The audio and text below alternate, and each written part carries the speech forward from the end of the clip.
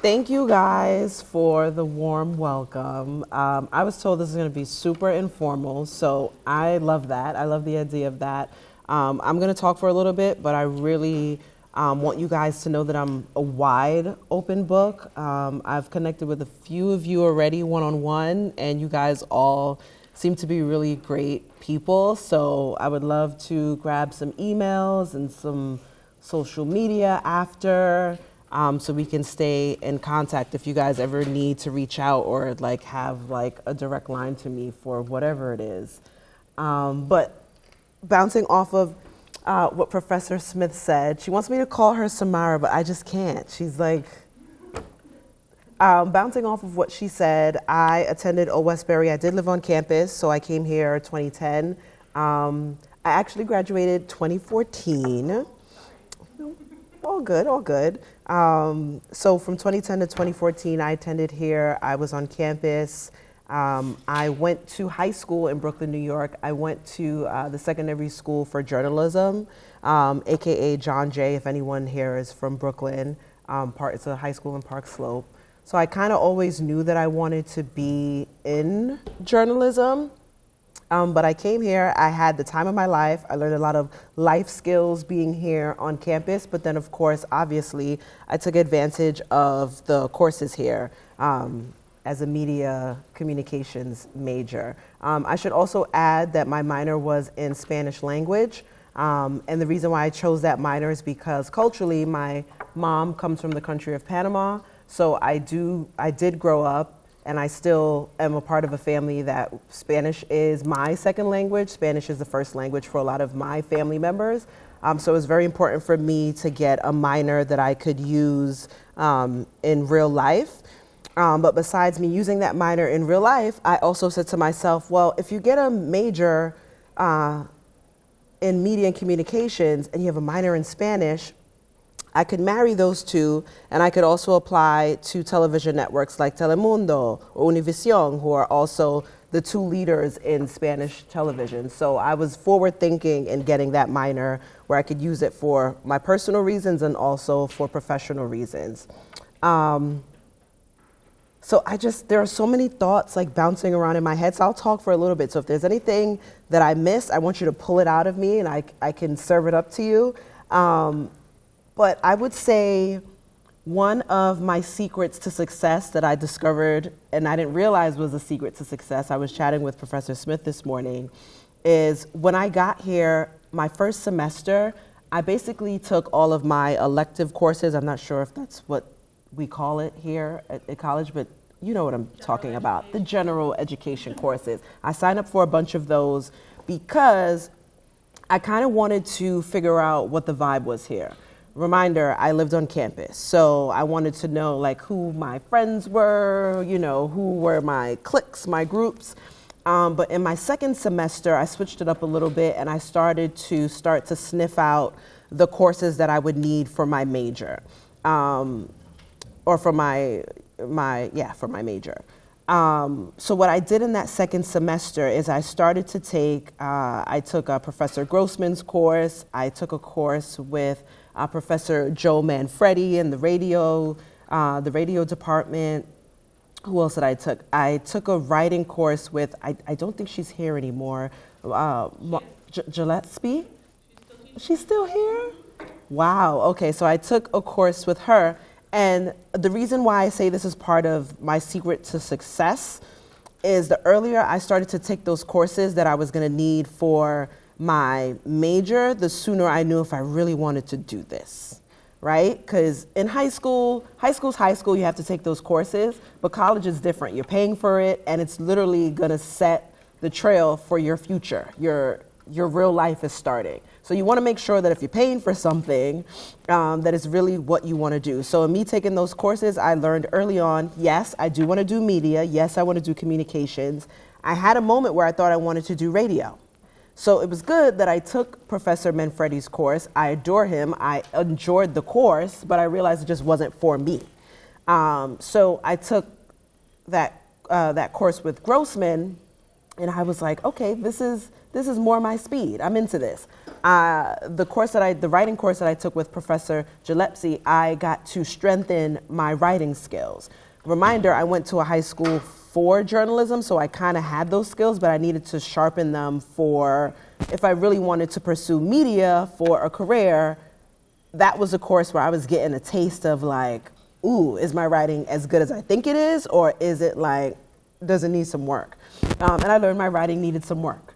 So once I kind of got the lay of the land of what direction I wanted to go into, I started to dig more into and explore what's the list of classes and courses that I need to achieve this degree. And I also looked into how long it's going to take. I actually have younger cousins and family that have come to this school and they've graduated, they're getting ready to graduate. And I'm a little jealous because they knocked out their degrees in like 3 years. And I'm like, how'd you do that? So, it all depends on how you like to take your workload. Me, I was living on campus. I wanted to have a little fun too. So I just, I took the standard amount of courses. But if I could have, I would have added on a couple of courses to sort of maybe finish and get at life a little bit faster than usual. It's all up to you. But that was my secret to success. I'm just going to say it plain and straight. In your freshman, sophomore years, when you find professors that you connect with, they understand how you learn, they understand how you understand what they're teaching. If you have a bond with the professor and they are going to help you towards your degree, I would say sign up for all their classes. As long as it counts towards your degree, like that's what I did. That was my secret to success. I probably have, with the exception of my general elective courses, the majority of the classes that I took for my degree were taught by the same professors. Like I probably took 3 of your classes too. I don't remember. But that was my secret to success. And I'll also go a step further and just be super transparent. A part of finding those professors and those networks, and you have that bond, if something's incorrect, sometimes they'll give you a phone call or shoot you an email like, hey, Harry, I don't think you meant to necessarily put this down. Do you want to have a further discussion? Maybe you didn't see the lesson plan the way that I thought you did. Let's talk about it for a little bit. Here's another shot at revising this paragraph in your essay or whatever it is that you put in.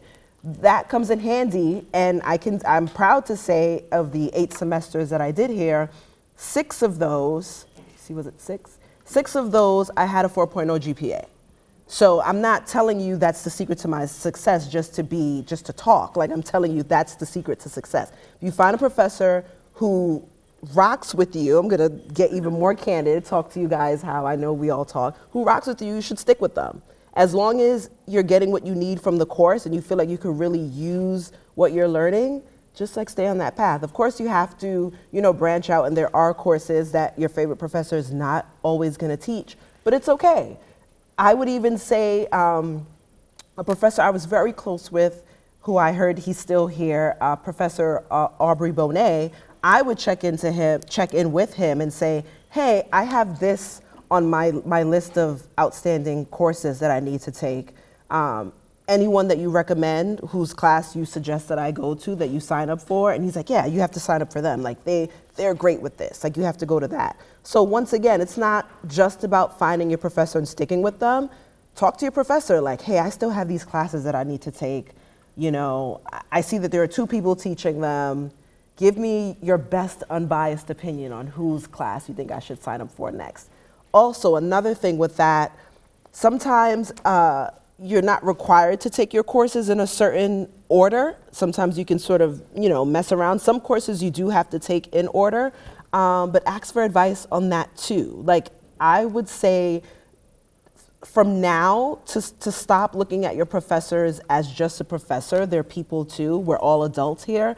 I would suggest like popping in with your professors more often than usual and getting real candid with them. Like, this is my goal. This is what I want to do. Do you have any tips here? So that's just from me to you. I still email and talk with Professor Smith all the time. She checks in with me all the time. And it was the same way when I was here. I'm just going to sort of like do broad strokes of some of the courses that I remember taking here and explain to you how they've culminated into my career now. And then I'll also take you guys down memory lane of how I got to my internship that I secured from when I was here up to where I am now as a producer. So I mentioned Carl Grossman's course. Almost everything that I've learned in that course, I still have that textbook at home. I bought it. That's not one of the books that, another side tip.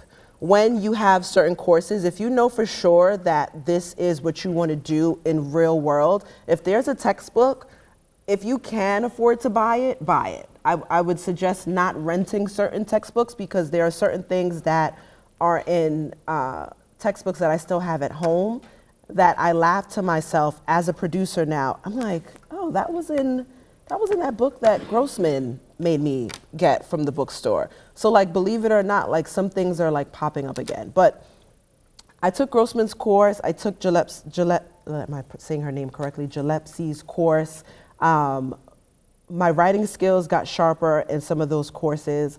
Professor Baker, who's no longer with us, she used to run the television studio. I learned to edit my first video there.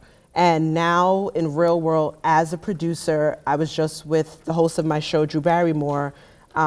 We were at Columbus Circle in Manhattan literally last week, and we were doing sort of like a man on the street style interview where she was literally running up to people on the street and just asking them questions. And so part of my job is when we bring the footage back, I sit with an editor and we sift through the edit and the footage, and we decide what's going to air on television. So every time I'm in that position where I'm side by side with an editor or I'm sending notes to an editor, I'm remembering being here with Professor Baker or Professor Gary Licker, who was here at the time. And just all those things, like they come up all the time. My very first video project that I shot myself and edited was, this is gonna make you guys laugh. I had my two best friends who were attending college with me at the time.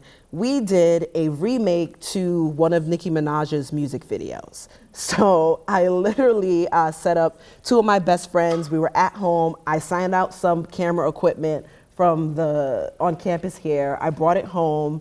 I barely knew what I was doing with the camera or the microphone. We set it up. And so we recorded on the camera. I remember we had some other device for audio. And then I had to bring it back to campus. I had to sit at an edit bay, sit there and edit. I learned to sync the audio to what we recorded. I learned how to put the title graphics on. And the reason why I'm making a point of this is because I learned to do all of this before we could do it on our phones. Like back in 2013, 2014, when I was trying to graduate, we didn't really have like TikToks and Instagram reels where you can shoot on your phone and the audio is automatically synced for you and you could add your own title caption. Like I literally had to grassroots it myself and do it bare bones. So it's a little bit easier for you guys, I'll say that. So that was like one of the first projects that I did here. My very first website that I ever learned to set up, I learned in Professor Smith's class. I still have that website up. I still have, my debit card is on an automatic renewal. I still renew it every year and it still exists. And some of the media work that I shot here on campus, I submitted for a MAC award. I heard the MAC awards are still around. And I can honestly say that some of the work that I created here, even though I barely knew what the heck I was doing, when I submitted for MAC awards, it was a proud moment, and it was sort of like a subtle push, like I'm going in the right direction when I got my first two MAC awards here. So, I mean, if you're here and you're creating content, whether, I know the MAC awards covers a wide variety of media. I know there's like websites, there's articles, there's on-camera correspondence, there are different categories. I would say take advantage of that. I would say start, submitting your work to senior level people in the industry and start hearing what that feedback is. Start seeing if you have what it takes on that level, because believe it or not, I still have my MAC awards. They're right up there on my mantle in my living room. And those were like the subtle pushes, like, okay, maybe, your bootleg Nicki Minaj video wasn't that bad after all, you know? So just like take advantage of whatever you have here on campus. Like, don't overlook the resources. Because I can tell you honestly, when you get into the real world, like the resources, the connections, the access you'll have to your professors who also have their own networks and have their own years of experience, you're not going to get access to that easy once you're out in the real world. And so I had to pull up my resume because I want to quickly just talk you guys through some of the highs and lows of my career. And I'm going to get very, very candid so that anyone who's here that eventually wants to get into any line of media, whether it be digital, is huge. I want to like do a sidebar and say digital media is huge right now. It's one of the largest competitors for people like myself who produce content for broadcast meaning television, your television screen, traditional. There's this era of Netflix came in, and then the Hulus of the world and the HBO Maxes come into the world. So I'm just going to take it back really quickly. My senior year, I interned, and I was in Professor Grossman's class, and you just need an internship if you want to make sure you get that degree. And so my first internship was at the Bill Cunningham show. I like to say jokingly, it's a hybrid between the Maury show and Jerry Springer. It was a nightmare. It was a nightmare of a place to work at, and I want to be super candid. In the media industry, since I've come in at 2014 to now 2023, there have been lots of movements to regulate the way the vibe and the energy is in the media. But when I got in there, it was terrible, honey. I could tell you guys a few quick stories. My time interning there, even though I'm trying to get a media degree, you know, we had a guest come in, and once again, I'll be real candid with you guys. She came in, she had no upper undergarments. She was not wearing a brassiere, right? Her hair was not done. She just did not come to film a television show with the proper wardrobe. So guess who had to go get it? Me. But I'm here I'm trying to finish my degree for media. But I'm on 34th Street running errands, trying to get, find a brassiere for this woman. And I ended up having to buy her a hairpiece and shoes and stockings. But all of that counted towards my internship. And it was a successful show. It was a conflict resolution show. So the climate on the show, both on camera and off camera, it was very hectic. I worked for producers who did not respect me. They did not care that I was an intern. In fact, they took advantage of the fact that I was an intern. I had one producer, unfortunately, who actually, we had something called petty cash, where as an intern, they would give us a certain amount of cash so I could go out and get wardrobe or last minute coffees and stuff. And I had a producer, she actually got me to fake a receipt. She asked me to make a personal purchase for her using the petty cash, and I had to submit receipts for everything. And I said to her, well, how am I gonna do this on paper? Like, she just told me to figure it out, and I had to figure it out. If I would have gotten caught, that could have been the end of my internship. But in this industry, when you are a subordinate, you're lower level, like, you kind of got to do what the people up there say. But I can say, like I said, the industry has changed tremendously, and I haven't really seen or heard any of those stories. That show ended up getting canceled, and I was out of a job. So something else that's really important for anyone who wants to get into this industry to know, television can be very seasonal. And what I mean by that is it's either you have a long-term job or you're gigging it. So gigging it is when you sign up for a production or a show. I'll share a couple of my gigs with you, but you're there for maybe 3 to 4 months, and that's it. And the upside of gigging it is you get paid pretty well while you're gigging it. But after that, once that 3 to 4 months goes, you're really relying on your network and the people and the connections that you met to sort of say like, hey, don't forget me, or hey, where are you going after this? Or hey, do you have anything lined up after this? Like, there's a lot of that in this industry. Or if you find sort of a longer term, which is where I am right now, in daytime, we have a set schedule. So if any of you watch any of the popular daytime shows, you know, Wendy Williams was big, now there's Sherry Shepherd, there was the Ellen Show, there's Regis and Kelly, Dr. Oz had his show. Those are all seasonal daytime shows. Typically, production starts in August, maybe late July, and it typically extends out until May, the latest. A shorter version of that is September to April. And then there's like a little gap, a guaranteed hiatus that every daytime show has, which is in December. That's typically from December 15th right up until January, you know, a couple of days after New Year's. And the reason is no host is filming a show around those times.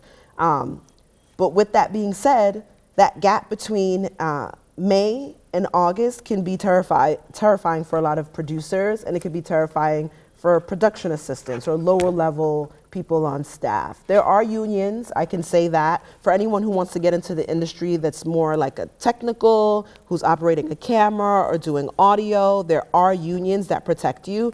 And I have a lot of friends that I've met being on several different sets that I always bump into them. And I'm like, how'd you get here? Like, we were just on the union. So the union does protect a lot of audio, camera operators, stage managers. Those are the people who are usually telling you, go here, go there, sit up, stand down. You know, those sort of people are protected by unions. Unfortunately, as a producer, I am not in a union. I'm not protected by a union, so it can get scary for me between May and August.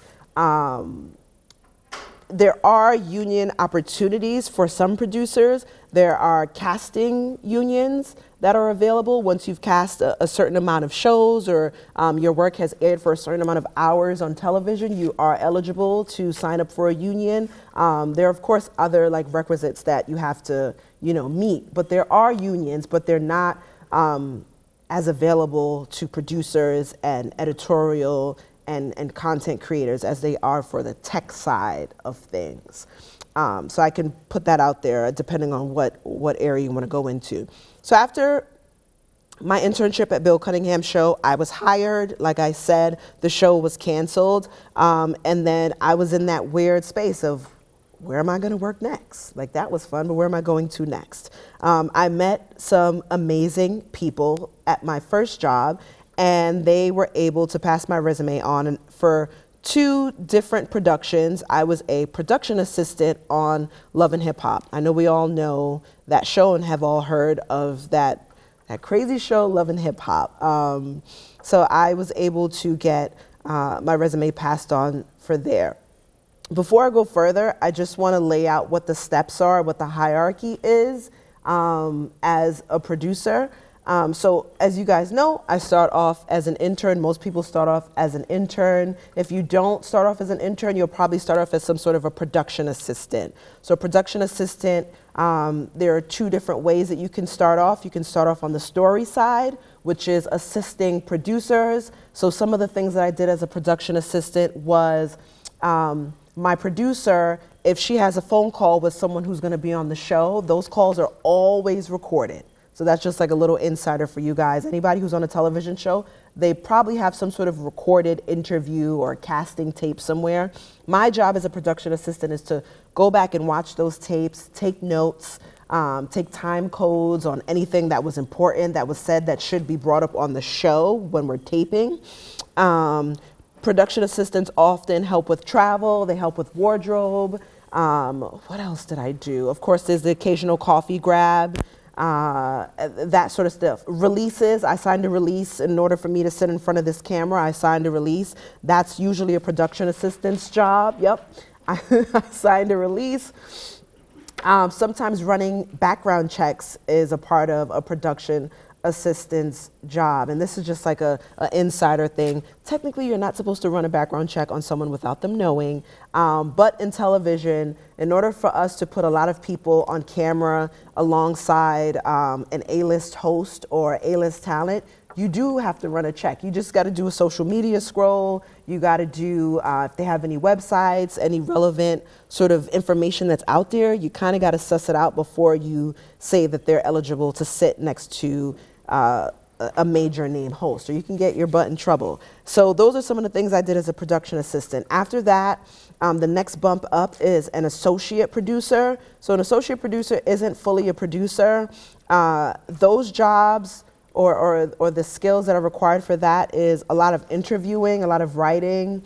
Sometimes you're helping your producer formulate what the segment or the show is going to be. So for example, let me see. Let me try to give you guys a real example so it's tangible. Not to name drop, but at the Drew Barrymore show, my host, she caught COVID. So when the host of your show catches COVID, it sends the whole production into a frenzy, and it's kind of like, okay, well, who's going to be the host then if she has COVID? So she's actually really good friends with the rapper 50 Cent. So our team called 50 Cent's team and asked if he was available, and he was. He adores Drew, and he agreed to host one of the shows in replacement of her. So to give you sort of a rundown of what everyone is doing when a 50 Cent comes to step in for a Drew Barrymore, starting back at the production assistant. So the production assistant is making sure, 50 Cent's green room is ready to go. It has any folders or paperwork that he's going to need to read, interview questions, briefings. The production assistant makes sure that it's printed, it's in a beautiful folder, and it's all set up in his green room. They also make sure that he has a green room. Putting in the request, is 50 coming with a huge entourage? Is he just going to need a small room? Is he going to need one of our larger rooms? An associate producer role is to start doing any relevant research. Does 50 Cent have any upcoming projects that we need to be aware of? Does he have anything that he wants to plug and cross-promote? They're doing research packets. We have something at our show called a dossier. It's essentially a bio. It's a packet on whoever is coming on the show. So the associate producer's job is to scour the internet, pull up any relevant links, any red flags the producer should know, like, 50 got in trouble because he said this last week, so let's make sure we don't bring that up on the show. Like, the associate producer is sort of like the first one on the ground that's like sussing out anything the producer knows, the fact gatherer, the fact checker. And then the producer, which was myself in this particular instant, my job was to follow the AP's lead. So any information the AP brought to me, I would sift through the packet, like, this is interesting, we should touch on this, we should definitely touch on that sort of thing. And then there are executive producers. So when 50 Cent agrees to cover for Drew Barrymore and host a daytime show, this is also something he's never done. He never hosted a daytime talk show before. So a lot was weighing on my shoulders, my executive shoulders, on making sure that we made him look the best that he could possibly look. So all of the ideas and intel that the associate producer brought to me, my job is to format it into a script, which gets really, really tricky. Writing is very important as a producer. Learning how to write for your talent is very important. When Drew is hosting, I write for Drew. I've worked with her long enough where I know her voice. I know the sort of things she likes to say, she doesn't like to say in an intro. I know her isms and the things that make her laugh. 50 Cent, I only know him as the person we see on television. So crafting a script for 50 Cent to read out of a teleprompter was nerve-wracking for me, and I only had 24 hours to do it. So, once again, taking the information that the AP gave me, I crafted a bunch of fun, cool topics into question form. I wrote a safe intro for him and a safe outro for him and submitted to my executive producer. So then that's when it gets really, really tense because, they're responsible for him now, making sure that your talent looks good on air. So yeah, some of my questions got picked apart, but that's a part of the process. Like, sometimes it's like, Harry, I don't know if he'd say that. Like, would he really say that? Do you think he would really do that bit? Do you think he's comfortable enough to do that with us here on this show? It's his first time. Let's scale back on this. Let's beef this up. So it was a very collaborative process. So that's just to sort of like give you a real-time example of how we put together the show. On day-to-day with Drew, when she doesn't have COVID and she's here and she's well, she hosts every single day, every single show. And so I'm assigned certain types of segments. This season, I went from producing celebrity segments and sort of cooking segments. I produced a little bit of lifestyle. And when I say lifestyle, it's like, how do you upgrade your dining room table with a cool pottery, you know, a cool plant? I've produced everything from that to heavy hitting segments for Drew. So it just depends on, you know, my executive producers, their confidence in my skill set and what they feel I can pull off as a producer. So I've been blessed to produce a variety of segments. This season, I got added to the integrated marketing department, which is a bit more of a high stakes department. To make it just like super simple, the integrated marketing department is when you see a product or a major brand on a daytime show and they do those big audience giveaways, or they have like a placement of a product and you're like, that's a really big name, how'd they get on the show? That's pretty much what I'm producing right now. So to give you guys a few examples, I did an integrated segment with the brand Lego, where we found a deserving children's charity, and, you know, Drew asked the charity some questions, and then we snuck in some language from Lego that you as a viewer don't really notice that we're sneaking in there, but we sneak it in, and then at the end there's some sort of a big giveaway. So we gave to that charity, we gave them $10,000, and we also gave them, I believe, 5,000 boxes of Lego product for the holiday. So those are the segments that I have been tasked with producing this season. I mentioned earlier we had Drew in Manhattan in Columbus Circle. She was running around doing Man on the Street with a popular TikToker. That was an integrated segment. We did that for the hair brand Garnier, Garnier Nutrice. And so that was an integrated segment where they were like, Drew, can you go out there and ask girls, do blondes have more fun, and hand them a box of hair dye? So those sort of segments are what I've been tasked with producing. Let me see. I'm just going to quickly go through just a couple of more of the shows that I've worked on, and I'm going to open the floor to you guys. So I was a production assistant at Love and Hip Hop on 2 of their productions. After that, I got a promotion and I was promoted to associate producer. I started working on a true crime show. And I'm going to share with you guys a real story that comes with being a part of this industry. I told you guys about that scary time between May and August. Another scary thing that happens in the industry, for whatever reason, is sometimes you don't get paid on time sometimes. I can say I'm well out of that zone. I get paid on time, but there was a time coming up in my career where I was working at places where I was like, is that check gonna clear? Or, you know, do I have to like cut back on this? So I was at a show, I'm not gonna name it. It was a true crime show, so if you guys are into that kind of stuff, my job as associate producer at the time was finding stories right from the headlines and reaching out to those families to see if they were comfortable and willing to come onto this show and talk to the host about their family story, whether it needed a follow-up, if it was a cold case, or whatever the case may be. That's what my job was. Unfortunately, the executive producer just did not secure enough funds, and it was a really, really good show. And I follow the lead of some of my mentors at the show who are higher level titles. And to this day, I'm still owed $3,000 from that show. And so that's just something, it happens in the industry. It's not often, but I have friends that can say like, yeah, Harry, my check did not clear, or there were delays, or this company is notorious for not paying their employees under a certain title on time. That's a thing too, where some companies, they prioritize paying,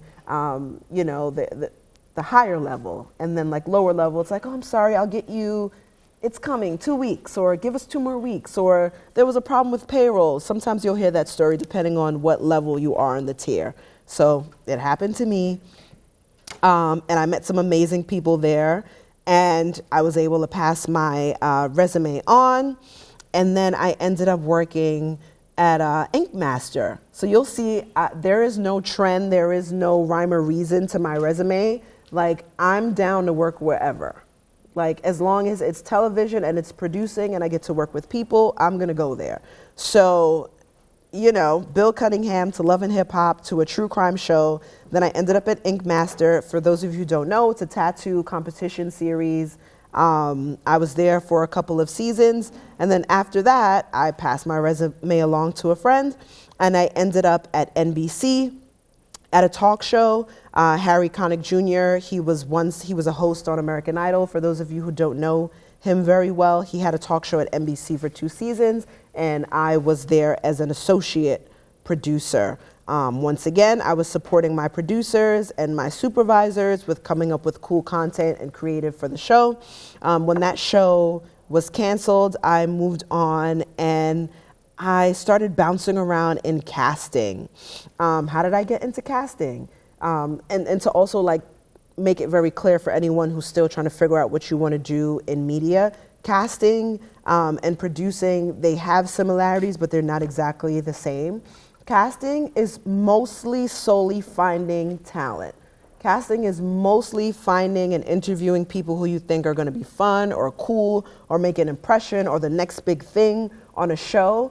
And with casting, you typically pass that talent that you find over to the producer. The producer, like I said earlier, is the person who's really writing the scripts, looking at the casting tapes that the casting producer conducted and pulling out those fun personalities and seeing how they can turn it into something for a show. So I'm fortunate enough to have been on both sides of the fence, and I've also acted as both at the same time. So I had a stint casting. I went to VH1 and MTV, and I worked on Black Ink Crew, which was a popular show a couple of years ago. Little Kim had a show on VH1. I don't know if you guys saw it, where it was a bunch of little Kim and a bunch of her friends on a boat. I had some casting experience on that. Let me see what else here.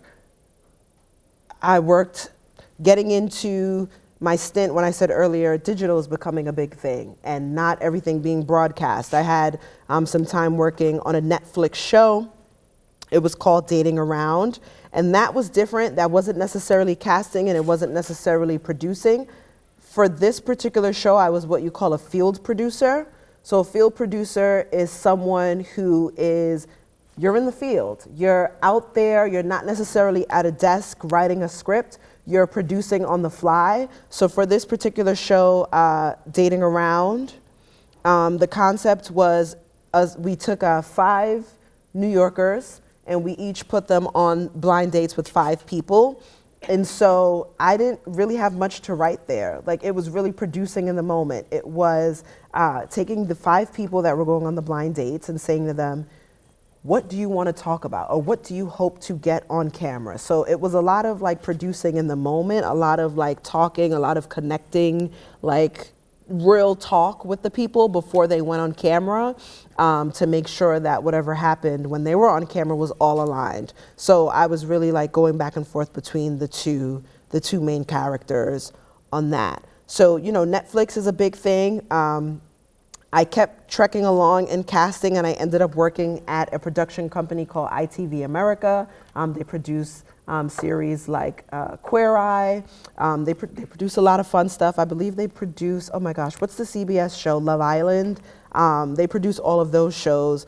And so at ITV, I got to tap into another sort of branch of media communication, which is development. So development is sort of like the cousin of casting. Development is really the step that you do before you start to cast. And to make it super like easy, development is really just creating shows. It's coming up and pitching ideas for concepts for shows. So for example, I was a part of the development process with A&E and some of my executives on a repo show. You're probably like, who's going to watch that? There was a need for it. They had done a couple of surveys, and apparently A&E has a very niche market. And so they were like, let's try to develop a repo show. And when I say repo, I mean people who repossess cars and boats and airplanes and things that you haven't paid for. So the steps on development is there's the concept. The network says we're into that concept. They give the production company the green light to go after the concept. And then there's something called proof of concept. Proof of concept is when the casting starts. That's where I come in, where my team of associate producers and production assistants, we use social media a lot. We use websites. That's when we start trying to find people to cast. And so that's why I always say development and casting are sort of cousins, because you can develop as many shows as you want and throw ideas out there, and you can tell the network, this sounds like the next big thing. But if you can't cast it and have proof of concept that it's real, then it's pointless. So I'm just throwing a couple of titles out there because I don't know what anyone in here really wants to go after in media, but there's development, there's casting, there's production, there's fields production, and then of course there's the tech side. There's the camera operators, there's the editing of it all. So just throwing a couple titles out there so you guys are familiar. And then let me just wrap up the rest of my, so I spent a lot of time at ITV. HBO Max developed. I'm sure you guys all know what HBO Max is. I had the pleasure of becoming the supervising casting producer on a show for Bethany Frankel, who's a housewife. She had one season of a show on HBO Max called The Big Shot with Bethany, and that was fun. I cast that during the pandemic from my bed. I was in bed casting that show because the pandemic had just hit, offices were closed, and I feel like everyone in the industry was sort of navigating, well, how do we do our jobs from home? So that was pretty cool to cast that show. And then I ended up at the Drew Barrymore show, and I've been here for 3 years now. I work closely with Drew. She is a breath of fresh air. And yeah, I think I want to turn it over. I want you guys to pick my brain in case there's anything that I missed or anything that you guys want to know. But that's all I have. I saw you raise your hand first. So I feel like a lot of the speakers you've had and the professors and everything, they emphasize developing your professional network. So, for people who don't have any initial contacts, what are some good ways to really kickstart that and start developing your network? Thank you for asking that. The last time I came and I stopped by for a visit, something that I ended up sharing with students here is there are actually a lot of Facebook groups that they're like the Indeeds, but it's just quicker. So there are Facebook groups that you can request to be a part of. Some of them are just wide open. You can pop into those groups, and there are people who are literally pitching themselves all day long. They're, some of the posts say things along the lines of, hey guys, just ended this gig. I'm looking for my next gig. Here's my resume. Here's an email address. But for someone who's coming out of college, I would say tap into those Facebook groups more so just to be like a fly on the wall, where you can sort of see like what's coming up, because in those groups, they also do post jobs. And I don't really recommend it, but I feel like everyone who's breaking into the industry, if you're not fortunate enough to get an internship, you got to start somewhere, as they say. And a lot of those groups, they shouldn't do it, but they are oftentimes putting jobs out there that are, the prices aren't necessarily where they're supposed to be. But if you just want to get your foot in the door and start being around like-minded peers, the Facebook groups are a great place to start. Who knows? You may be the lowest bidder, and you may sign on to a project, and you may be like, I know I'm worth more than this, but this person, I checked them out, and I need to get next to them. So I feel like that's a good place to start. I did start there.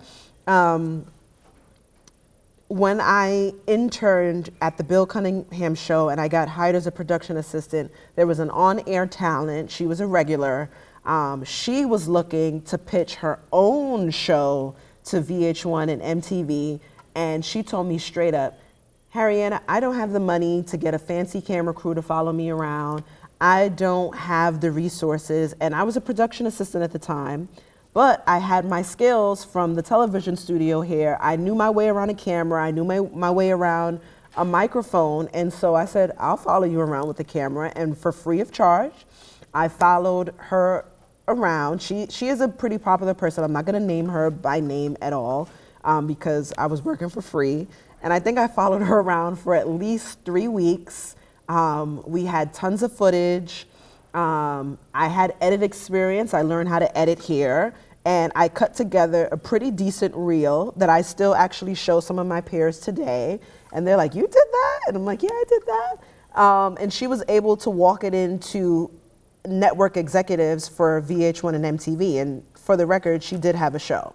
So I did that for free, but I did it so that I can say that, to be honest, I was next to this person. Like this person trusted me enough with her precious baby, pitching her show to a major network. So I feel like overall, like blanket advice is if you get any type of foot or elbow in the door, like just try to get in there and like savor whatever you can from the opportunity. I've done it myself and I don't think there's anything wrong with that.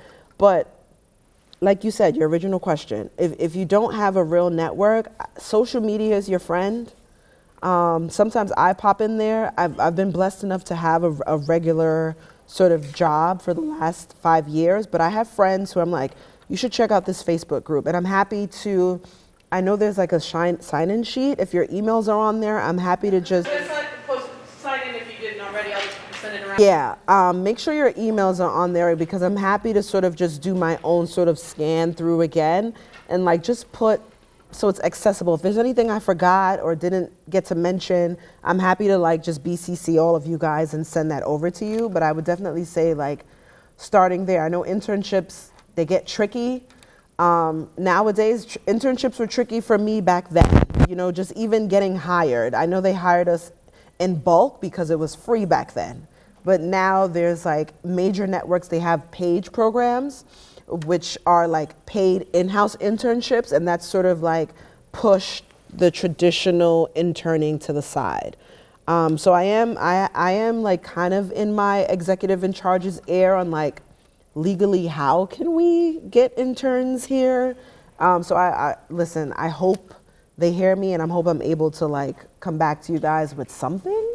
I don't know, but we're trying. So, but that's my, like, social media is your friend. There are Facebook groups because Indeed and these other job sites, they get like too formal. They take too much time. You have to check back. Sometimes, like when you post a job posting in these Facebook groups, people are at it. The first comment, may the best man win. You drop your, you know, whatever your current title is or the last place that you've been, or if you're like a hungry undergrad, hey, hungry undergrad here, willing to negotiate my rate. They may pick you over, you know, me who's coming in, you know, trying to get paid. You never know. So that's my advice. Social media is your friend. I have one other thing. Mandy.com is an industry. Yeah. It's like the place to look for jobs and internships and stuff. And a lot of people post student films there. Like, I don't want to encourage anyone to work for free, but I will say if you working on a student film can be a very short, high intense educational experience for someone who's making something creative. You know, so it's a little, and who doesn't have a lot of resources. And the reason I recommend that is one, you get set experience, but two, you often end up working with somebody who's already working as a PA somewhere. And you make friends with one PA, they're going to get you on, and then they're going to get you on, and that's it, you're in. You know, so that's another kind of quick way to make some contacts, and also kind of maybe work on something cool and creative. You know, like all the NYU, you could go work on an NYU student film right now with, you know, potentially the next Scorsese. You know, like it might not be a nightmare. It might well be a nightmare, but you'll learn from that too. Might be, might not be. Okay, because I'm staring at you.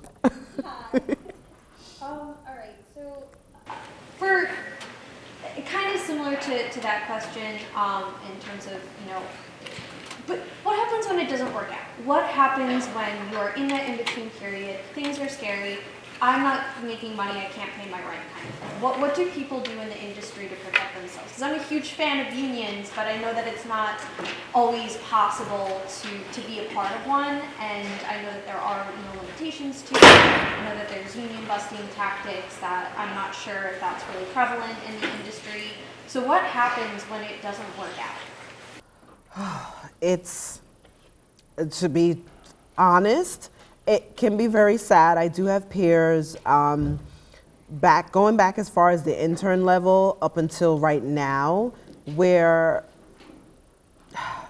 it really becomes a matter of, if you're out of a job, it's just constantly recycling your resume and reaching out to your network and your peers. I do have friends who, they have secret skills. They have like backup plans, backup jobs that they tap into.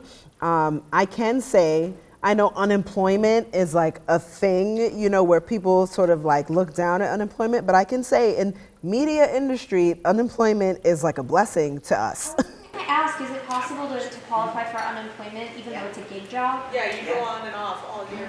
Yeah. So is that like common practice? Oh, I've done it. I can say to you myself that I have been paid my rate, my dream rate at my dream job at this level. I would say maybe season 1 of Drew Barrymore's show, I had to go on unemployment. I can say that for the last 2 seasons, I've been blessed where I've managed my money better and I've been able to sort of chill during that summer hiatus.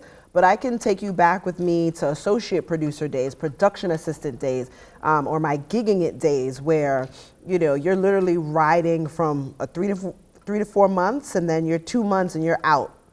And so unemployment, yes, I myself have had to go on unemployment, yeah. Okay, because my concern is that at this point in my life, I'm with my partner. We've been together for 4 years, and at some point, I don't want him to feel like he has to pay for me when I'm not when I'm not working, and if I really can't find anything. I just want to know that there's something there where at least I don't have to feel like I'm the person he's kind of trying.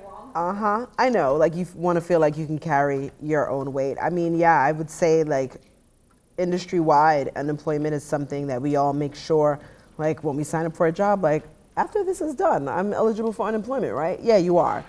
So I know that's a thing. A lot of my peers have done that, or they have like other side hustles or other things that they do to get money while they're waiting or while they're gigging it.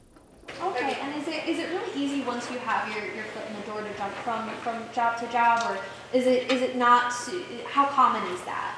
I would say, I like to put everything into perspective, so if I could put a number on it, I would say it's 75% of a chance that once you're in the industry and you've made it past a certain amount of credits, we refer to it as credits, not necessarily like jobs. Once you have a certain amount of credits and you've met a certain amount of people, it does get easier. The more credits you accumulate, the easier it does get. I can tell you, like the first couple of credits, the first couple of gigs, it's scary. You really have to, while you're there, you don't want to make it obvious, but you do want to make friends. Like you do want to like buddy up with, the person who's the production manager. Like those are the people that you want to sort of align yourself with. Not necessarily a peer who has the same title as you. It's really the people who are like doing the hiring, because if they remember that you were a breeze to work with, trust me, they're not going to go through the process of sifting through resumes and combing through Indeed and Mandy.com if they remember you from the last shoot. So I would say like there's a 75-80% chance once you're in and you've made those connections, you'll be fine. Okay, yeah, because that's my concern is I might possibly get an internship over the summer, which is part-time, no possibility for full-time, it's minimum wage and everything. I'm not sure how much that's going to be worth. I don't know how much that foot in the door is actually worth in terms of, is that actually a foot in the door? Is it because it's such a small company, is that really worth it to be working part-time minimum wage? That's a good point. And that's just something else I'll point out. The word worth, it will change from when you first get in the industry to when you finally find your footing. Worth is going to have a completely different meaning. When you first get in, worth is not about how much you're being paid. I mean, it's important to make sure you're not being like, labored, but the worth is really the connections you make. That's the value that's going to keep you trekking along. Like, that's when you first get into the industry, that's how you need to measure out your worth. Not necessarily, the money will come later. Like, it's really about forging those connections and getting those skills. So yeah. I just want to jump in. I know a couple people might have to go to class right now. Are you okay to stay for a few more questions? So if you have to sneak out, we understand. Grab some pizza on your way out, please. Blame me. I'm late. And hand me your card. But if you want to stay for more questions, please do. So if you are sneaking out, just try to be kind. Thank you. And make sure I have your email if you're interested in me sending you any information. And just make sure your email on that. Please take some pizza to your friend. So what advice you have for like us housing for like this small amount of like experience? Like, what are numbers to be for an internship resume? And like what do people do if they have like the basics? Yeah. You gotta know how to do a little bit of everything, which is why I say try to whatever is available, like suck it up. I'm telling you, a lot of the skills that I learned, if I didn't have, I wouldn't have gotten that far. Like, I would have had to like take a step back and had to try to, look over the shoulder of another peer of mine and try to see how they did it. But because, like I told you the example, like this woman was able to pitch her show to an MTV network because I had the bare bones editing skills and I knew how to connect the microphone to a camera, and I knew how to edit that footage together. And she was able to take my free work and, so it's like what they're looking for. Unfortunately, it all comes down to the cost of everything. Everybody's expensive. So just trying to have as many skills as you can. The more you have, the more likely they are to pick your resume over the other. A skill that I had on my resume was when I worked with you on the media center when I was doing the tutorials. We were doing those tutorials together and I had that on there and I was able, as proof that I knew how to edit, that I knew my way around, I was able to show that to, some of my first hires. And I kept that on my resume up until I was an associate producer. I kept a lot of my old Westbury experience on my resume. And I kept the website that I developed in your class. I keep that on my resume to this day. So, I mean, I'm telling you, take advantage. We're paying for our education. Why not take advantage of what comes with it so that you can package it and like, you also kind of got to know how to verbally communicate that to people when you go into an interview. Because the average network executive that's trying to hire you, like, they don't really understand what you mean by, like you hung out at the television studio. Like you got to get those, you got to do some research and know what those terms are. Like, do you know how to set up a camera? Do you know how to rig lighting? Do you know how to write a script? Do you know, like, you got to find out, like, what is the latest in editing? I learned to edit on Final Cut Pro. I know Avid and Premiere are a whole nother thing. Those are huge in my industry. I know casting editors use that a lot, but you gotta kind of like do a little bit of research and know what the language is. So when you go into your interview, they're impressed. Like, how does she know about like to use that particular terminology? So like, you got to talk their language instead of like talking like, I really want this job. Like, you got to tell them that you know what they want a little bit. So do a little bit of research and, hopefully after this, anybody who's looking to go into the industry, if you have an interview coming up, if you need to reach out to me, like, give me enough time and I'll get back to you. But I'm happy if you're going to a CBS or an MTV or a local, a PBS or a News One or whatever it is. Like, if I am aware of some of the language, I can try to give you some things that you can maybe talk. But you have to talk the language when you go in there, I would say. I think that example is good too because you can put down like OWTV News, peer tutor, you can do things at Old Westbury and build out a resume with 4 or 5 different things.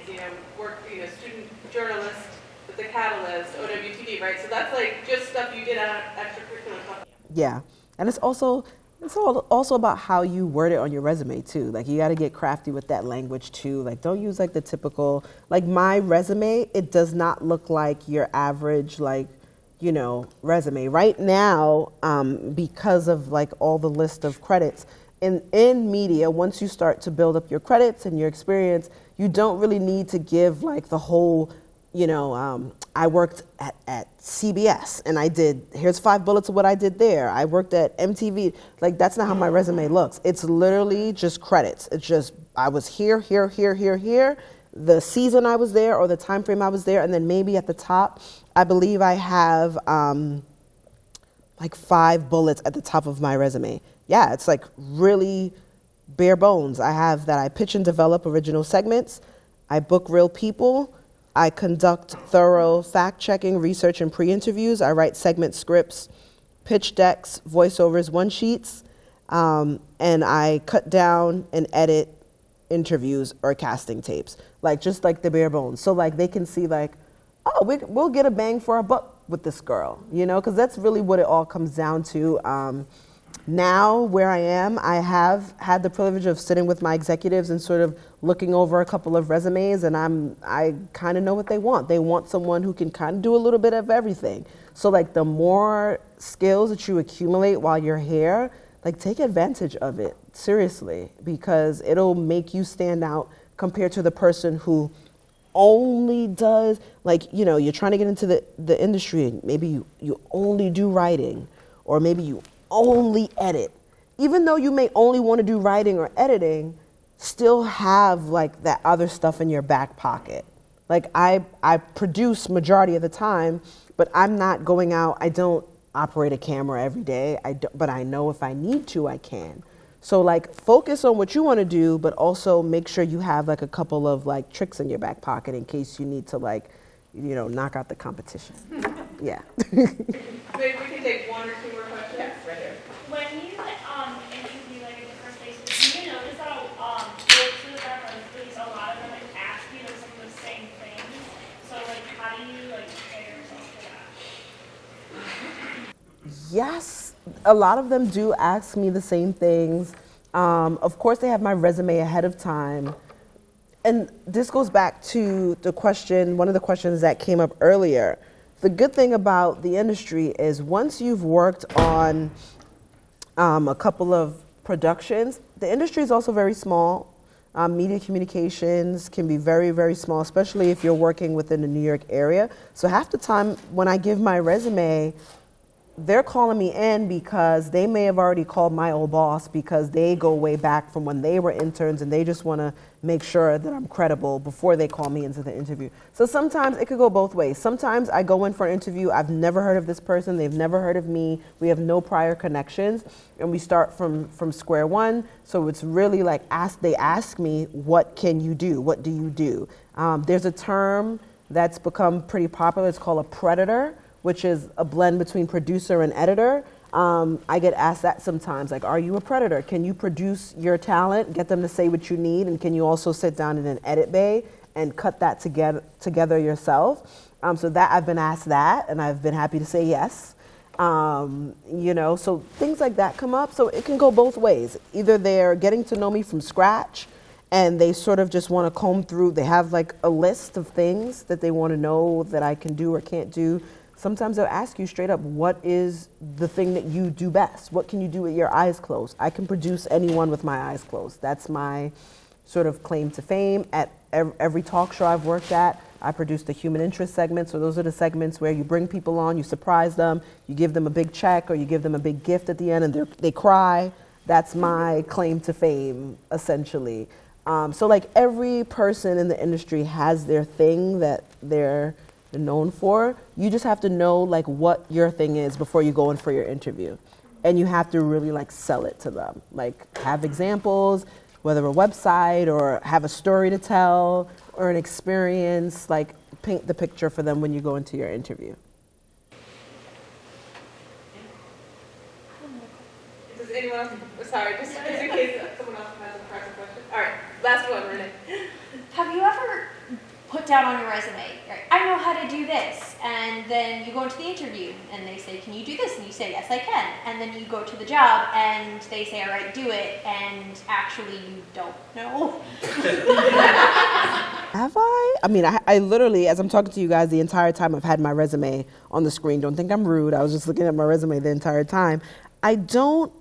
Is there anything on here that... Like their definition, right? Like their definition of like, do you know how to edit? And you say, yes, I know how to edit. And then they're like, okay, edit on this really weird software. That's a good example. So yeah, I know how to edit. I can edit on my iPhone now. I'm sure there's an app on the iPad I can edit. You know, like I said, I learned to edit on Final Cut here. But when I got into the real world, you know, Premiere and Avid is the thing. And I'm like, what the heck is that? I've never used that before. So I mean, that is an example in casting where, you know, trying to sit next to my editor and trying to tell my editor, well, I like when she said this. Can you put that first and can you move that over? And I'm looking at the screen and I'm like, I don't know how any of this works. So yeah, I mean, that's an example, but nothing like blatant where I've put it on my resume and then I've gotten there and then I'm like, oh, I lied. Oh, yeah, not only like lying to your resume. I mean, like, is there like a certain definition that you might have and you think you know what you're expecting going into a job and then suddenly like, you're like, what is this? I mean, casting can be another tricky area because casting is done differently at every production company. I've worked for 3 different production companies, casting 3 very different, you know, I've done the classic, you know, conflict reality television. I've done a business competition reality show. And then I've done like just regular reality, like dating reality. Casting for all 3 of those is different. So I go in and I have my own style, but then, you know, everywhere that I go, they teach me their style. So I think that's like another version to answer your question is like, there's like general language, but once you go to a network or you go to a company, they all have their own sort of equation and... Forgiving of that? Are they kind of like, oh, we know like when we hire you, you have to get acclimated? Not just that, they're gonna want to untrain you and train you the way that they want you to do it. Like, they're gonna onboard you and they're gonna expect you to quickly learn and adapt to their way of doing it, and they want you to stop doing it the way you did it at the last company usually, right? Yeah. Very, very true. So it's really the skill of being a fast learner and being willing to ask the questions too. I mean, I think in my experience they like that, right? Like, how do you do this?